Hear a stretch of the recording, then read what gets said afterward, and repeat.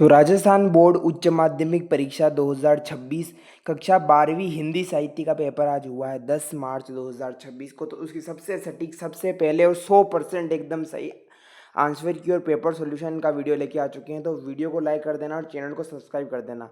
I hope कि आपको paper बहुत अच्छा गया होगा। इस हिंदी साहित्य में हूबहू सभी के सभी वही क्वेश्चन आए जो मैंने कल वीडियो डाला था, टॉपर्स कॉपी बताई थी और सबसे इंपॉर्टेंट वीडियो डाला था हिंदी के पेपर का। उसमें से हूबहू क्वेश्चन आया, आप मिला सकते हो। कुछ थोड़ा बहुत अंतर था, बाकी सब सेम टू सेम थे। तो पेपर आपका कैसा गया कमेंट करके बताना। हिंदी साहित्य का पेपर बहुत ईजी आया, हार्ड आया, मीडियम आया, कैसा आया कमेंट करके ज़रूर बताना। आपके 80 में से कितने नंबर आ रहे हैं, 80 में से आपके कितने स्कोर हो रहे हैं हिंदी साहित्य के पेपर में। तो चलिए शुरुआत करते हैं। सबसे पहले सबसे सटीक, सबसे फास्ट आंसर की हिंदी साहित्य का आज लास्ट आपके क्लास 12th बोर्ड एग्जाम हुआ है और उच्च माध्यमिक परीक्षा 2026 10 मार्च को पेपर हुआ है हिंदी साहित्य का। तो सबसे सटीक, सबसे फास्ट एनालिसिस शुरुआत करते हैं हिंदी साहित्य में। तो सबसे पहले हम शुरुआत करते हैं, इनमें से मालवा क्षेत्र में बहने वाली नदी है। मालवा में कौन सी नदी बहती है? तो मालवा में इनमें से जो वो बहती है, कौन सी नदी बहती है, वो आपको बताना है। ठीक है, ठीक है। तो इसमें आपका जो करेक्ट आंसर हो जाएगा चंबल हो जाएगा। चंबल नदी सबको पता है कि आपका कोर्स जो मैं आपको शिप्रा नदी का था, अगर शिप्रा होता तो बिल्कुल से होता था। इसमें चंबल नदी करेक्ट हो जाएगा। 56 का अकाल किस विक्रमी संवत में पड़ा? प्रश्न को ढंग से पढ़ना, किस सन में पड़ा, नहीं किस विक्रमी संवत। 57 साल आगे चलता है विक्रम संवत। जो आपके 56 का अकाल 1899 के टाइम में हमने देखा था, पड़ा था 1899, 1899। तो उसमें 57 आपको जोड़ना, यानी कि विक्रमी संवत का मतलब उसमें देखो इजी लिखे गए थे। वैसे 1956 में पढ़ा था, है ना, 1956 विक्रमी संवत हो जाएगा। किसका फूल सूंघकर बड़े ततैया का डंक जड़ जड़ जाता है? सनई का फूल, ऑप्शन नंबर ए इसमें करेक्ट हो जाएगा। ठीक है। तुम्हारी तरफ से मेरा दिल साफ है, सूरदास ने ये वाक्य किससे कहा? तुम्हारी तरफ से मेरा दिल साफ है। देखो तुम्हारी तरफ से मेरा दिल का थोड़ा अगर आप दिमाग लगाते कि ये बात कि किसकी तरफ से सूरदास बोल रहा होगा कि तुम्हारी तरफ से तो मेरा दिल साफ है, यानी कि तुमने तो आग नहीं लगाई, तो ये जगदर को ही बोल रहा था। सिंपल क्वेश्चन था, कुछ भी हार्ड नहीं था। पहचान लघुकथा, अगला, पहचान लघुकथा में राजा ने सबसे पहला हुक्म क्या दिया? अच्छा क्वेश्चन था। पहचान लघुकथा में सबसे पहले हुक्म क्या दिया? देखो उसने 4 अलग अलग हुक्म दिए थे। सबसे पहले कहा कि मतलब अलग अलग दिए थे, होठ सिलवा लो, कान बंद कर लो, आंखें बंद कर लो, मुंह बंद कर लो। सबसे पहला दिया था सब लोग अपनी आंखें बंद रखेंगी। ऑप्शन नंबर सी, विकल्प सी इसमें सही हो जाएगा, सब लोग अपनी आंखें बंद रखें। दूसरा, देवदास कहानी के पात्र मंगल पंडा के अनुसार स्नान कब अधूरा रहता है? स्नान कब अधूरा रहता है? जब चंदन का तिलक लगा के बनाए स्नान अधूरा रहता है। स्नान के बाद चंदन के तिलक के बगैर अगर चंदन का तिलक नहीं लगाते तो स्नान आपका अधूरा रहता है। अगला, दिशा कविता में कवि ने बच्चे से क्या पूछा है? सूर्य किस दिशा में अस्त होता है? हिमालय किधर है? तुम्हारा घर किधर है? तो हिमालय किधर है, क्या पूछा था? हिमालय किधर है। हिमालय की दिशा पूछता है दिशा कविता में। नैन चुवही जस माहू नीरू, पंक्ति में प्रयुक्त माहुटू का अर्थ है माहुटू। नैन चुवही जस माहुट नीरू, महावट क्या अर्थ है? महावट, मूसलाधार या मेंढक या क्लिष्ट। इसमें आपने क्या भर के आए हो कमेंट करके बताना। ऑप्शन 8वें में कमेंट में बताना, 8वें का क्या आपने सही भरा है। क्या आपने महावट भरा है या फिर मूसलाधार भरा है? महावट एक तरीके से इसमें होगा या फिर मूसलाधार होगा। तो दोनों में से जो भी सही होगा वो आप कमेंट कर बताना। देखते हैं कौन बताता है सबसे सही उत्तर। कहानी विधा को नाटक विधा से अलग करने वाला था। तो बहुत ईजी क्वेश्चन। कहानी से नाटक में क्या डिफरेंस होता है? नाटक में अभिनय नहीं होता है। कहानी में भी कथानक होता है, नाटक में भी होता है, संवाद बात दोनों में। लेकिन अभिनय का मतलब होता है रंगमंच पे, यानी कि थिएटर, उसका रंगमंच पर नाटक को ही हम प्रस्तुत कर सकते हैं। नाटक शास्त्र के अनुसार नाटक का शरीर किससे कहा गया? नाटक का शरीर, पूरे नाटक का, जिसमें जिसके बिना कुछ भी नहीं का। समय का बंधन को कहा जाता है। बोले जाने वाले शब्द, पात्र का अंतर्द्वंद या बोले जाने वाले शब्द, समय का बंधन ही नाटक का शरीर या उद्देश्य। तो इसमें आपने क्या भरा? क्या बोले जाने वाले शब्द क्या नाटक का शरीर है? नाट्यशास्त्र में नाट्यशास्त्र के अनुसार आपको बताना है, तो समय का बंधन हो जाएगा। अगला, सबसे महत्वपूर्ण तथ्य है सूचना समाचार लेखन की उल्टा पिरामिड शैली में। सबसे महत्वपूर्ण तथ्य जो आपको सबसे पता है, उल्टा पिरामिड शैली जो है इस आकार में होती है। इसमें आपको उल्टा होता है, पिरामिड इसकी जगह नहीं, इस आकार में सबसे इंपॉर्टेंट ऊपर लिखी जाती है, शीर्ष पे होती है। कहाँ पर होती है? शीर्ष पे। इनमें से व्याख्यात्मक का कार्य, व्याख्यात्मक का मतलब कौन कैसे, तो इसमें कैसे कैसे व्याख्यात्मक का मतलब हम कैसे, तो क्या कौन कब, ये तो इसका बहुत शॉर्ट आंसर होता है। लेकिन कैसे अगर पूछेंगे तो व्याख्या करेंगे, यानी कि तरह से विश्लेषणात्मक व्याख्यात्मक। ऑप्शन नंबर सी।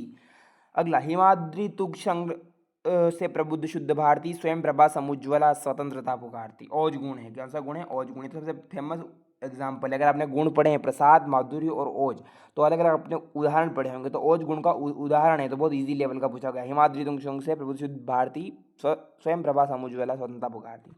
हेम सूता पति वाहन प्रिय, पंक्ति में कौन सा दोष है? देखो आप इसको पढ़ोगे तो कुछ ऐसा लग रहा है कि थोड़ा क्रम ऐसे मतलब ऊपर नीचे हो रहा है। देखो हेम सूता पति वाहन प्रिय, कुछ मतलब हो रहा है क्या? मतलब तो है इसका, लेकिन सीक्वेंस सही नहीं है, क्रम सही नहीं है। देखो हेम सूता पति वाहन प्रिय, ऐसे आने चाहिए था कि प्रिय यानी कि पति, वाहन प्रिय यानी कि पति, प्रिय वाहन, ऐसे आना चाहिए था। तो इसमें मिस्टेक थी, तो इसमें अक्रमत दोष, अक्रमत दोष यानी कि क्रम जो है वो सही नहीं है, इसका क्रम सही नहीं है। काव्य में जहाँ अर्थ के आधार पर चमत्कार उत्पन्न हो वहाँ अलंकार होता है अर्थालंकार। आई होप कि आपने अर्थालंकार भरा होगा, बहुत इजी था, अर्थ के आधार पर पूछ रहा है। ठीक है, देखो अगला है, देखो दो दो मेघ बरसते मैं प्यासी की प्यासी। Very famous example, very famous. जहाँ पर कारण हो रहा है, यानी कि दो मेघ, यानी कि दो मेघ बरस में फिर भी प्यासी, यानी कि कारण हो रहा है फिर भी कार्य नहीं हो रहा है। जहाँ पर बिना कारण के कार्य हो वो तो विभावना होगा, बिनु शब्द आता है वो विभावना, इसमें विभावना नहीं होगा, इसमें विशेषोक्ति अलंकार होगा। विशेष हो रहा है यानी कुछ ना कुछ विशेषोक्ति अलंकार। ठीक है, प्रत्येक चरण में 31 वर्ण, 16-15 पर यति, और चरण के अंत में गुरु लघु नहीं होने, क्या लिखा है? नहीं होने के कारण लक्षण वाला जो छंद है, देखो प्रत्येक चरण में 31 वर्ण होंगे, 16-15 पर यति होगा। सबसे अच्छा को पता है मन हरण या फिर गणाक्षरी, मन हरण या गणाक्षरी, कौन सा भरा है आपने बताना। दोनों एक ही नाम है, मना मनहरणी भरा, मनहरी भरा हो, मनहरण छंद भरा हो या गणाक्षरी छंद भरा हो, एक ही उत्तर होगा। गण को ज्ञात करने का सूत्र यमाता रहा। देखो पूरा नहीं लिखना, यमाता राज बान सलगा है तो यमाता राज तक तो दे रखा है आपको, जबान सलगा ऐसा लिखना था, सलगा जबान सलगा, ज से शुरू करना था तो सही उत्तर में तो पूरा नंबर मिलेगा। रा नहीं लगाना आगे, रा इसने लगा रखा है, यमातारा तो लगा रखा है। तो रिक्त स्थान थोड़े अच्छे लेवल के पूछे गए थे। लाइक अति लघु उत्तरात्मक देखो, प्रसाद गुण की परिभाषा, प्रसाद गुण जो समझने में बहुत आसान हो। जयशंकर प्रसाद के सभी प्रसाद गुण की छंद कितने प्रकार के होते हैं? 2 प्रकार के, मात्रिक और वर्णिक, उनका नाम लिखने हैं, 1 नंबर आराम से। कहानी लेखन की कला को सीखने का सबसे अच्छा तरीका कौन सा आता है? वो आपको बताना है, अभिव्यक्ति माध्यम में मैंने कल की क्वेश्चन बताया था उसमें से आए हैं। कविता सर्जन के संबंध में कौन सी शैली कवि की ताकत बन जाती है? संपादक के नाम पत्र स्तंभ की सामान्य जानकारी, जो संपादक के जो आपके समाचार पत्र में स्तंभ होता है, समाचार संपादक के नाम पत्र, जहाँ पर संपादक की जानकारी होती है, उसकी भाव होते हैं, वो आपको फ्यूचर की परिभाषा आपको लिखनी थी। अगला देखो, अपठित गद्यांश। अपठित गद्यांश सांस्कृतिक चेतना की सर्वश्रेष्ठ अभिव्यक्ति सार्वभौम तथ्य के आधार पर प्रतिष्ठित धार्मिक भावना और दार्शनिक चिंतन धारा के माध्यम से हुई है। सांस्कृतिक चेतना, कला, शिल्प, साहित्य और संगीत की इन्हीं की आनुषंगिक उपलब्धियां हैं। तो इस तरीके से आपको ये पढ़ के उत्तर देना। देखो आनुषंगिक शब्द का अर्थ है अनुषंगिक उपलब्धियां हैं, शब्द पढ़ो। अनुषंगिक का मतलब अद्वितीय, मतलब उसकी अनुपम, प्रासंगिक, अद्वितीय। इसमें आपने बी भरा है तो आपका सही उत्तर हो जाएगा। अरुणिमा शब्द में प्रयुक्त प्रत्यय, प्रत्यय पूछ रहा है अरुण और ईमा, अरुण ईमा, कौन सा प्रत्यय? ईमा प्रत्यय है इसमें आपका, ईमा। ठीक है, छोटी ईमा प्रत्यय। अगला, विदेशी और विजातीय तत्वों के परस्पर संघात से भारत पर क्या प्रभाव पड़ा है, वो आपको उसमें पड़ेगा। गद्यांश का उपयुक्त शीर्षक हो जाएगा सांस्कृतिक चेतना या फिर भारत की सांस्कृतिक चेतना, भारतीय सांस्कृतिक चेतना इसका शीर्षक हो जाएगा। अगला हम बात करते हैं गद्यांश की, पद्यांश की। हे प्रभु आनंद तथा ज्ञान हमको दीजिए, शीघ्र सारे दुर्गुणों को दूर हमसे कीजिए, लीजिए हमको शरण, हम सदाचारी बने, ब्रह्मचारी धर्म रक्षक वीर व्रतधारी बने, सत्य बोले झूठ त्यागे, मेल आपस में करे, दिव्य जीवन हो हमारा, यश तेरा गाया करे, जय हमारी आयु। हे प्रभु लोक के उपकार में हाथ डाले हम कभी ना भूल कर अपकार में, मेल आपस में करे, पंक्ति का प्रतिकारते, मेल आपस का मतलब द्वेष का प्रसार करे, मेल असुरता को अवरुद्ध करे, सद्भाव आपस में व्यवहार करें। ठीक है, आपस में मलयुद्ध करें नहीं, ऐसा मत करें। Option number C. सदाचारी शब्द का अर्थ इनमें से, सदाचारी का मतलब आचरण अच्छे व्यवहार वाला, आचार का मतलब अच्छे व्यवहार वाला है ना सदाचारी। कभी कैसे जीवन की कामना कर रहा है, इसका भी आपको शीर्षक लिखना है, सदाचार अच्छा जीवन है, इस तरीके से इसका शीर्षक हो जाएगा। ठीक है, खंड ब की हम बात कर रहे हैं। सूरदास के झोपड़े को के जल जाने का दुख न था, दुख था उस पोटली का। पोटली का, सूरदास को पोटली का दुख क्यों था? तो वो कथन दे दिया, उसके उत्तर आपको स्पष्ट करना है कि पोटली का जल जाने का दुख था उस पोटली के जल जाने का। तो ये मैंने आपको प्रश्न कल बता रखा है। बिस्कोर की माटी पाट में गांव में बारिश पर आने पर कैसा वातावरण होता है? सेम टू सेम क्वेश्चन कल का वीडियो अगर आपने ढंग से देखा है तो एक भी क्वेश्चन बाहर से नहीं गया।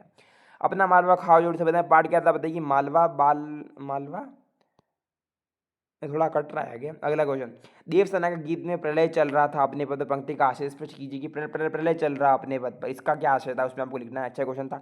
12 मासा के फागुन मास में वीरह की नागमती कैसी स्थिति हुई? अलग अलग मास में, 12 मासा में 8 आपके 4 महीने 8 महीने का आपका वीरह का व्यथा दे रखी है।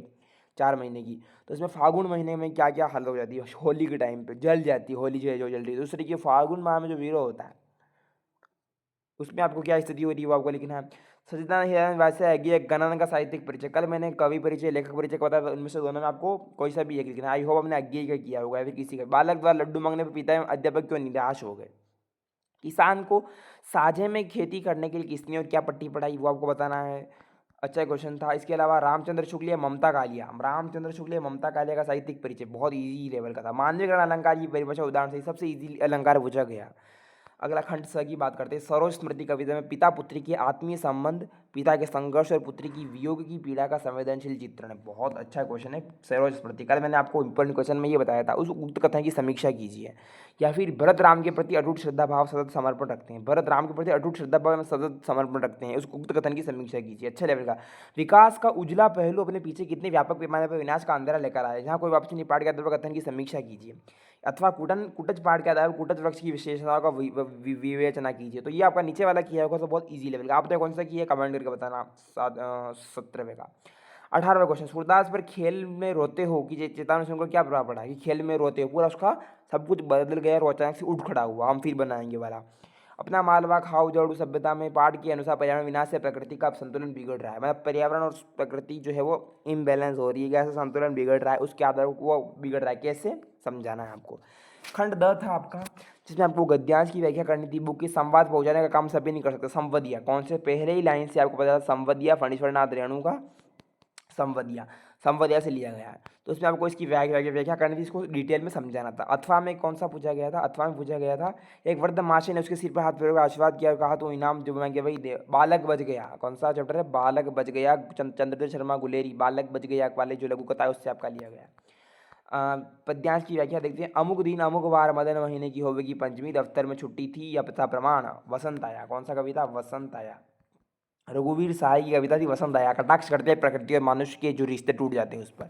अथवा में पूछा गया कि पतिया ले जाए रे मोहा प्रियतम पास, ये कौन सा था, क्या विद्यापति के थे या फिर न, तो ये इस तरीके से एक शरीर वन पिया बिनु रहे मोह रहेलो न जाए, इस तरीके से था।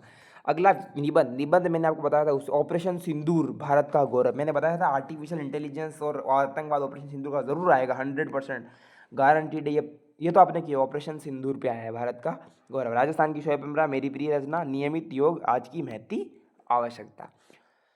सो इस टॉपिक पे आपकी ये था आपका हिंदी साहित्य का पेपर। तो 80 में से आपके कितने मार्क्स आ रहे हैं कमेंट करके बताना। पेपर बहुत इजी लेवल का था, कुछ भी हार्ड ऐसा नहीं था। कुछ क्वेश्चन थोड़े अच्छे क्वेश्चन अच्छे लेवल के, इस बार जो निबंधात्मक में क्वेश्चन है वो अच्छे लेवल के पूछे गए हैं।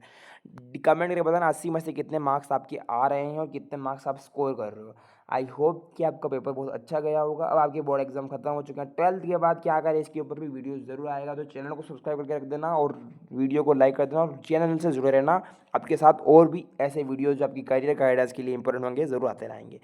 सो जैसा पेपर हुआ अब आपको रिजल्ट का वेट करना है। आई होप आपका सबके एग्जाम अच्छा होगा। कमेंट करके जरूर बताना, चैनल को सब्सक्राइब कर देना। मिलते हैं अगले वीडियो में। Thank you so much.